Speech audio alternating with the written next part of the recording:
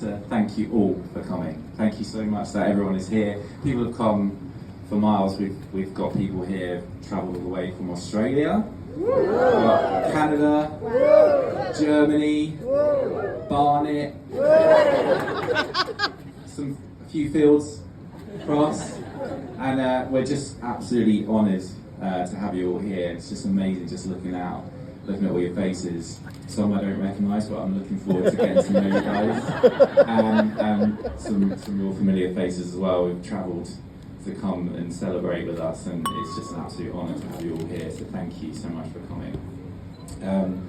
First person I'd like to thank is the father of the bride, Paul. Yeah. Thank you, Paul, so much for allowing yet another tall, bald son into your family.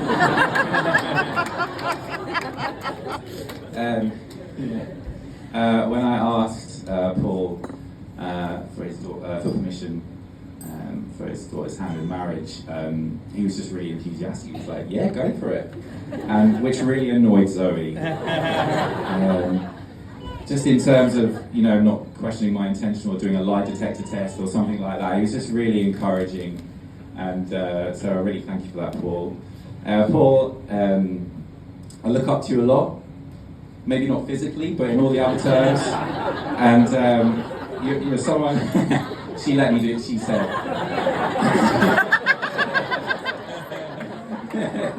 Purple, blame her. But yeah, just in what you've accomplished professionally as well, and as a father, just really, it's just great to have you as a father-in-law. So thank you so much. So and Helen, just like the best mother-in-law. Even before you were my mother-in-law, I think I hope she gets to be my mother-in-law. I just could not ask for just a more thoughtful, loving, accepting person. You've just been so welcoming, so accepting to me in your house. And you also make incredible tray bakes. You love a quiz, and I love a quiz. And we connect a lot through quizzes. And you just made me feel so welcome, so thank you so much, Helen. In terms of my parents, unfortunately, they're not here today. Lost my mum about 20 years ago, unfortunately, and unfortunately my dad can't be here because of ill health. But that's not to say that I don't have so many other kind of parent figures in my family. So I am the youngest of 5. I grew up with adult siblings, like even from a child, I can't really remember any of them not being adults. And do you know how annoying that is as a child to have essentially 8 parents? I've got in-laws, I don't remember them not being my in-laws. That's how I grew up. And so I wasn't really allowed to get away with anything. But it also meant that I had this incredible support system around me, and it's just been, I wouldn't be who I am today without them. So I just for those who haven't met them, and I know it's a bit unorthodox introducing siblings, I actually want to do that, if that's okay. Just want to start with my brother Mark. And his beautiful wife Pauline, who made the wedding cake today. Thank you so much. I want you to both stand up and bow right now, please.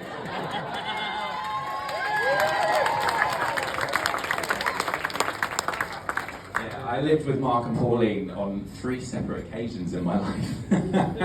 And I think when I was 12, when I was 17, and when I was about 26, 27, something like that. That one involved rent, which is fine. It's fine. It went up a lot, actually. Obviously. And also the first time around was interesting because I was like, there's just so much constant washing up, like all the time with the washing up. And I think it's because Pauline loves making cakes, which I think we can all accept is a great thing. But what I found really interesting was as soon as I left, they bought a dishwasher, which was interesting. But no, Pauline is like another mum to me, and always called me her third son, and it's just caused a lot of confusion in our church, actually. But again, this is my brother and Pauline's just been so big just in my life, and Mark as well. For Mark is the type of Christian who he isn't the person who might lead you into the kingdom, but he's the person who'll tell you about it, even if you don't want to know. So yeah, if you get to talk to Mark tonight, you might hear that. But yeah, thank you, Mark, so much for what you've done in my life, and just thank you. I just want to my two sisters, Sammy and her husband Russ, and my other sister Sarah and her husband Roy. Again, I've lived with Sarah and Roy during the pandemic. I lived with them for like 7-8 weeks. They brought me out of London. I had like long COVID symptoms. I was struggling, and I lived with them. And Roy's put up with a lot. And Roy was also the person who actually convinced me to shave my head, which was a really difficult time. To really finally realise, okay, I'll do it. It's like lockdown, so it's when you really get to sort of see what shape your head's going to be. It actually ended up being alright, so that's really great. But both of my sisters, just growing up, especially as a young Christian, they were like, when I called, I sort of depend on my different siblings for different things, and with them, with Sarah and Sammy, it was definitely like confession time. Like they probably know my deepest, darkest teenage and 20-year-old secrets, and they were always had such grace, and I just really want to thank you guys. Thank you for just being amazing sisters. And this is Steve. This is my other brother. I'm going to come back to Steve because he's also a groomsman. Okay, but just a quick one. If Steve is like the CEO, managing director of our family, he's incredibly bossy, and he keeps us all coordinated and most of the time in check. So yeah, we really rely on Steve for that, including at times in my life myself. But I'm going to come back to you. But I want to raise a toast.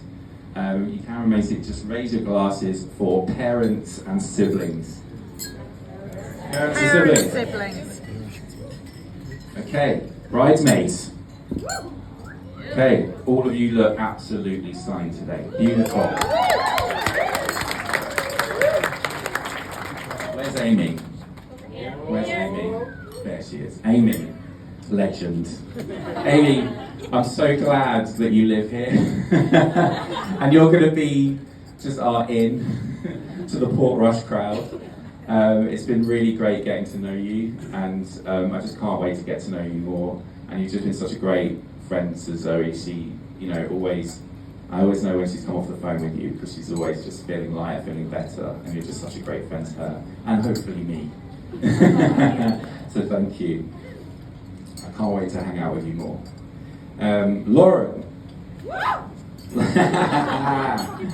Lauren, we got to know each other through you being Zoe's housemate in London, and we got on well.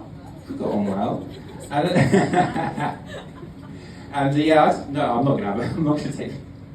I just want to thank you for just being such a great supporter of us, and I think you were sort of one of Zoe's friends, Northern Irish friends, who first one sort of represented the Northern Irish crew. I was like, okay, she's great.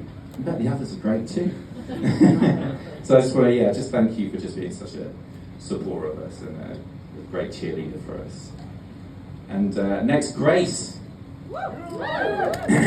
Grace, you're someone else I'm looking forward to getting to know, but I'll be honest, you seem like a formidable person. I don't know how else to say. And I think if I ever hurt Zoe, I don't think I'd be as scared about her brothers than I would of you.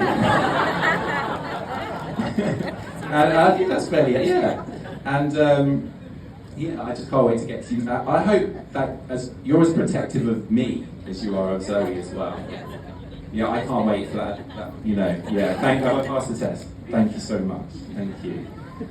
But again, just you're someone who is seems like a sister to Zoe. Someone who's just so protective, and someone who just, I could just tell straight away when she was talking to you about friends or people or whatever, you were just like so just for her, on her side.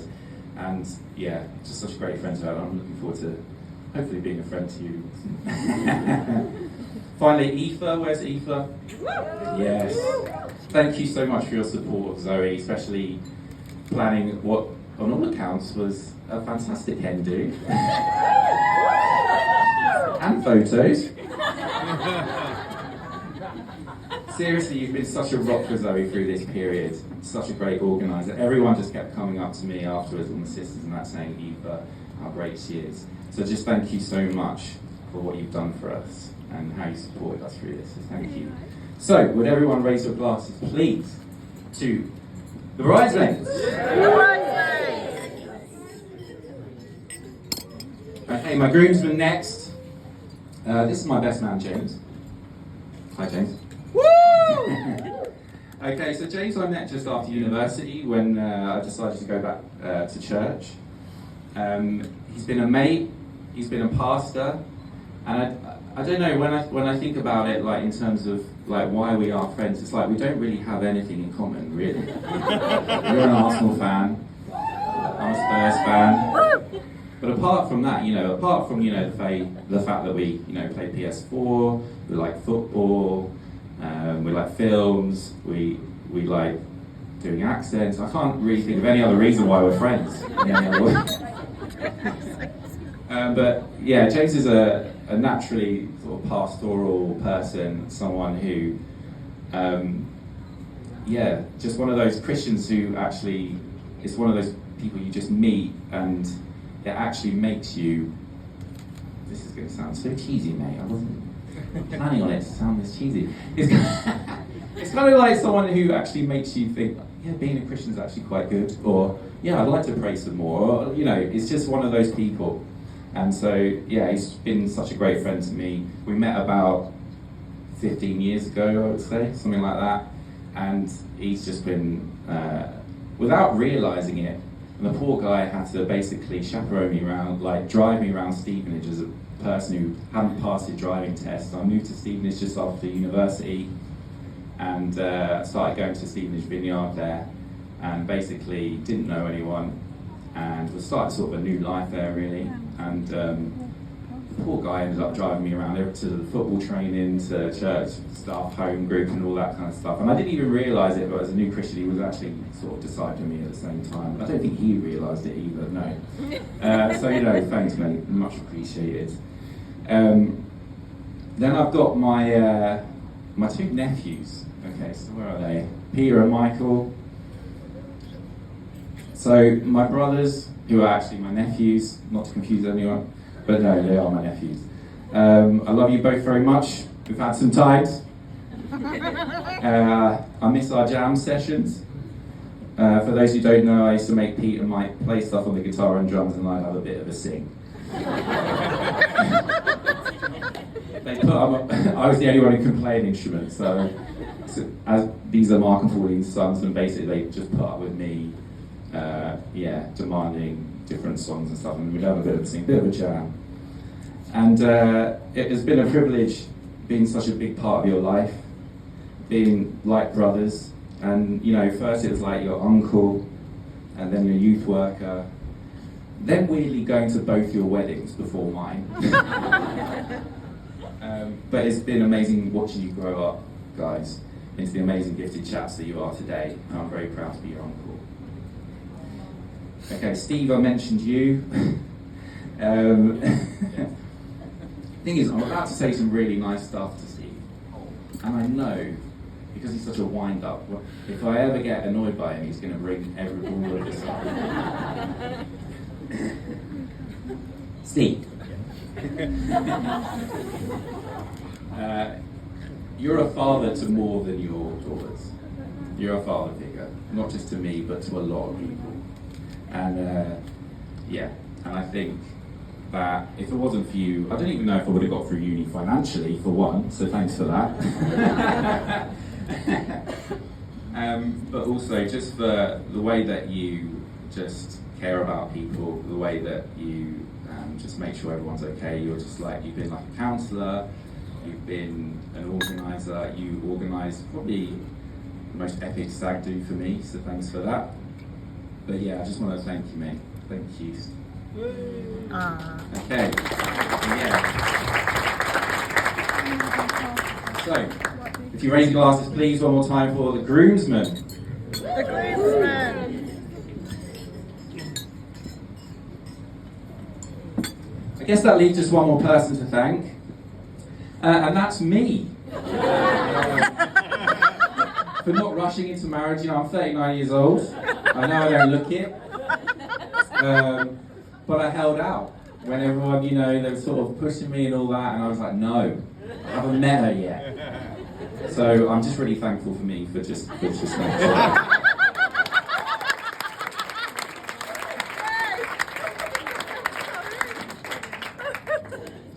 Zoe, you look incredible today.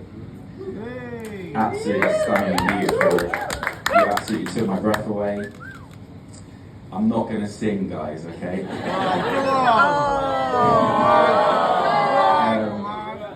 Yeah.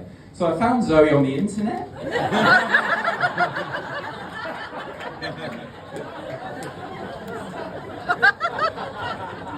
On a dating app called Salt, which is basically like Tinder for Christians, if you don't know. Sort of like a cleaner version. I think I was only Zoe's second or third online date ever. Zoe was my 137th. But it was 137 times lucky, so there we go. I remember the first time I saw Zoe when she arrived in the bar. I know full well I had a grin like a Cheshire cat because she tells me this. And I really instantly fancied her.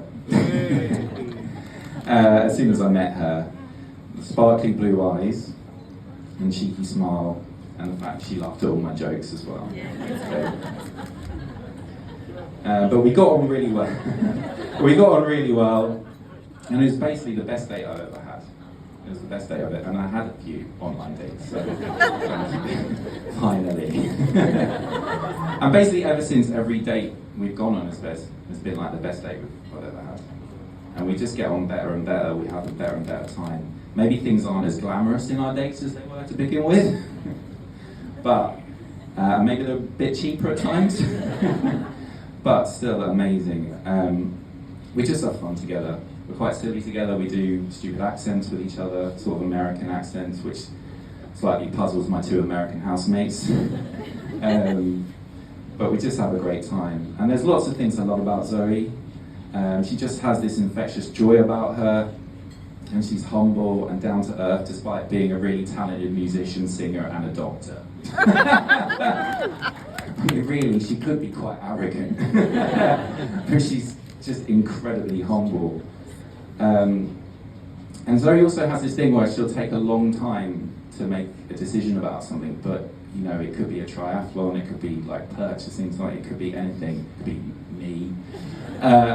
But once she's decided, you best believe it's going to happen. But we're basically the opposite in that way, in many ways, because like, I think for me, I have lots of ideas and notions, and maybe 1 in 10 will stick. And for every single one, Zoe's always so supportive. And that's another thing with Zoe, she's the most loving, loyal and kind person you'll ever meet. And I'm just so honoured to have you as my wife. Another thing, and perhaps an unexpected trait that Zoe and I do share, that can be described in one word, is wind.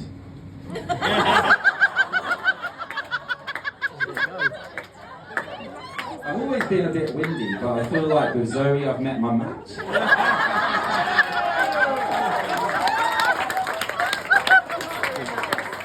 Welcome to the family. And the thing is, she always like this surprise, just makes this surprise, oh! Like,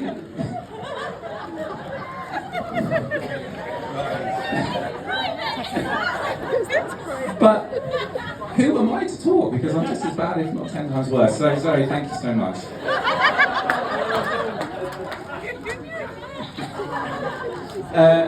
Another thing for me that is really helpful is Zoe is a doctor and I'm a massive hypochondriac.